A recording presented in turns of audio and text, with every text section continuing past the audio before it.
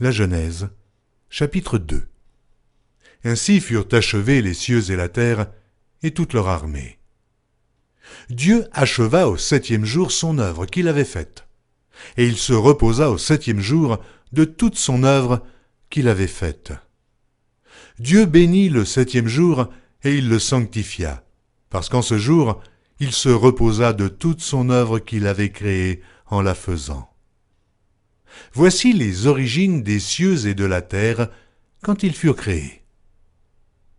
Lorsque l'Éternel Dieu fit une terre et des cieux, aucun arbuste des champs n'était encore sur la terre, et aucune herbe des champs ne germait encore, car l'Éternel Dieu n'avait pas fait pleuvoir sur la terre, et il n'y avait point d'homme pour cultiver le sol.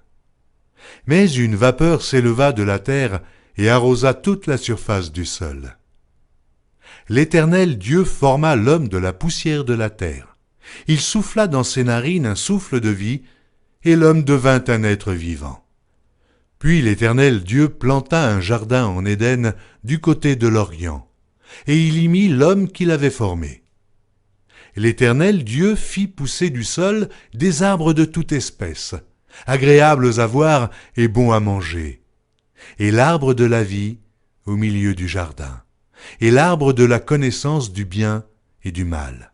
Un fleuve sortait d'Éden pour arroser le jardin, et de là, il se divisait en 4 bras. Le nom du premier est Pishon. C'est celui qui entoure tout le pays de Havila où se trouve l'or. L'or de ce pays est pur. On y trouve aussi le bdolium et la pierre d'onyx. Le nom du second fleuve est Gihon. C'est celui qui entoure tout le pays de Cush. Le nom du troisième est Hiddekel. C'est celui qui coule à l'orient de la Syrie. Le 4e fleuve, c'est l'Euphrate. L'Éternel Dieu prit l'homme et le plaça dans le jardin d'Éden pour le cultiver et pour le garder. L'Éternel Dieu donna cet ordre à l'homme.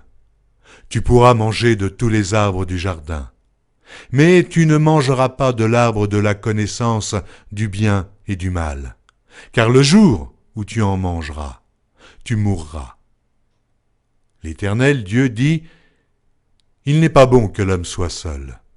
Je lui ferai une aide semblable à lui. » L'Éternel Dieu forma de la terre tous les animaux des champs et tous les oiseaux du ciel, et il les fit venir vers l'homme pour voir comment il les appellerait, et afin que tout être vivant portât le nom que lui donnerait l'homme.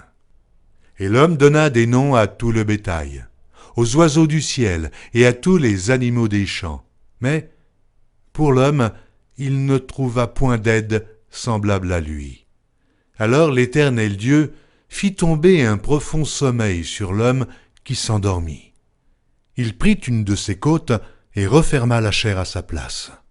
L'Éternel Dieu forma une femme de la côte qu'il avait prise de l'homme, et il l'amena vers l'homme. Et l'homme dit, « Voici cette fois celle qui est os de mes os et chair de ma chair. On l'appellera femme, parce qu'elle a été prise de l'homme. C'est pourquoi l'homme quittera son père et sa mère et s'attachera à sa femme, et ils deviendront une seule chair. » L'homme et sa femme étaient tous deux nus, et ils n'en avaient point honte.